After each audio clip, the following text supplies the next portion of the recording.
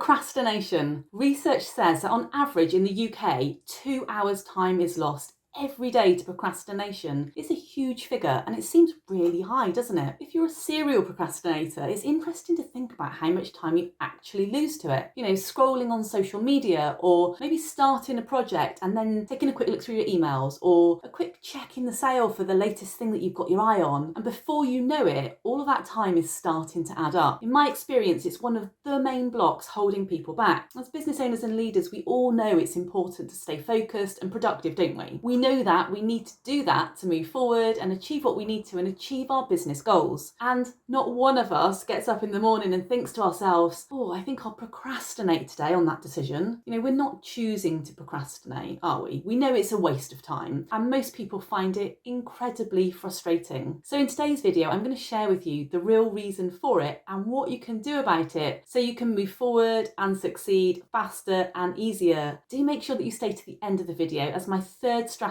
is one of the best ways to solve it. Just imagine a life where you're not procrastinating on decisions, or you actually do that thing that you've been avoiding, like making a sales call or having a difficult conversation or deciding whether you invest in something that you know that you need to move forward and you've been feeling uncomfortable about doing up to now. Imagine how life would look with all these hold-ups gone. You could really save a lot of time in a day. Well, on average 2 hours for many people. So, what would you do with all of that time? So let's dig in and look at why we do it, why we procrastinate, because deep down we all know the task isn't going to be solved by putting it off, but we might give that a really good go. And there's clearly not a logical reason for procrastinating, is there? Otherwise, people just wouldn't do it. The most intelligent and talented people procrastinate. The reason for it is because there's a subconscious thought pattern and feeling that drives it. And from my experience, these generally fall into one of three categories. So the first one is not knowing how to do something. The second one is not wanting to do something. And the third one is feeling worried or nervous or apprehensive about doing something. If you ever think now about something you're procrastinating on, which one of these categories does that fall into? Once you've established why you're procrastinating and worked out which category it falls into, the next step is obviously to do something about it so you move forward. So for each of these reasons, these categories, I'm going to share with you the things I recommend to my clients that they do so that they can stop procrastinating and move forward. And that means that you should be able to stop procrastinating and move forward too. Number one, when you don't know how to do something. We all know when we don't know how to do something, we should figure out what to do and how to do it. However, sometimes that's easier said than done. It can feel hard to do still. And in the third strategy I'll share in this video, you'll appreciate more about why and what to do about that. But when we don't know how to do something or where to start, we might put it off. So the simple solution here is to do a bit of research, Google it or ask someone, then break it down into smaller steps, more manageable steps, so that it feels easier. Because this is actually an emotional problem that we're dealing with. And then once you've got it so that it feels easier in smaller steps, then you can start with what you can do or is needed first, and you'll likely then find that it all starts to fall into place once you get going. And if it's not, then maybe you do need to call in an expert to offer you some support. If you're running a business or leading a team,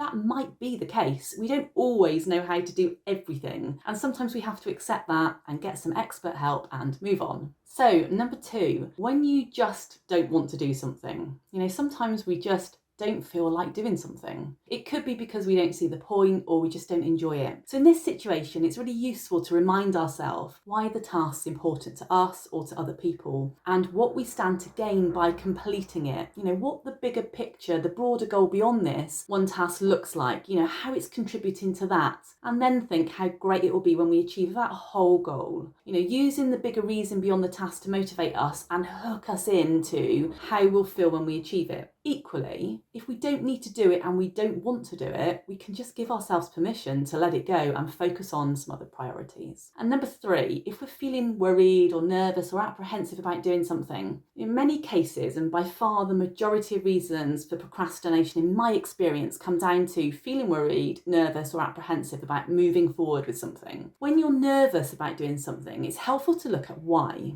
Now, there are two things to do here. The first is to look at all the worst case outcomes if it all goes wrong, because our brains are wired to keep us safe and in our comfort zone. Although when we're procrastinating, that doesn't really feel very comfortable, does it? But our brain will do that to us. So that concern, that feeling that we've got of resistance that we're feeling towards doing it, it stops us and we stay nice and safe in our comfort zone where our mind would have us languishing all day. But it's often irrational fear. The first step is all about looking at the potential worst case outcomes. So to get to the bottom of what's driving that fear and either make peace with it or have a reality check about the worst outcome, because it's often nowhere near as bad as it might feel. Let's just run through a few that I see really often just to share with you like what this would look like. So perhaps you're avoiding reaching out to a prospective new client in case they don't like it. And so you'll say to yourself, oh, maybe it's not the right time or not what they need, or maybe I'll irritate them. And then look at the worst case scenario. Maybe it is the wrong time and maybe it's not what they need now. And maybe they might sound a bit irritated. What's the worst can happen? You can always just wish them a good week, thank them for their time and just move on. And then the second thing I see quite often is not sending proposals to clients. So you've done the hard work, you've gone through the sales process, but then sit on the proposal thinking about whether you got the right price or like some of the details are right.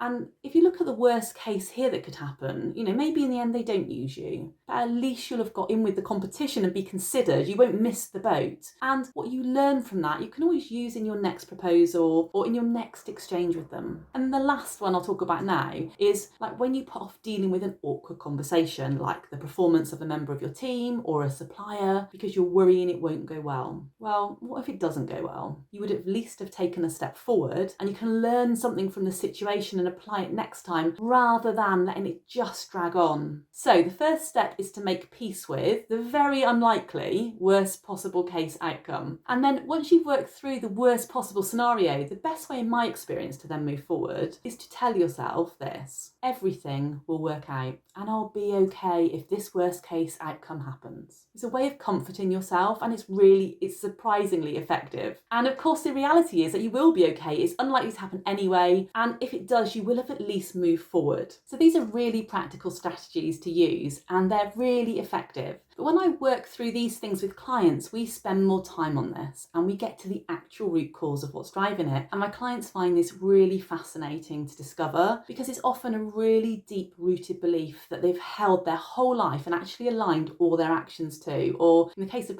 procrastination, their inactions to it, but subconsciously. Beliefs are like rules that we're subconsciously making and living by. And so we might subconsciously think we'll get turned down on things or that we're not as good as other people.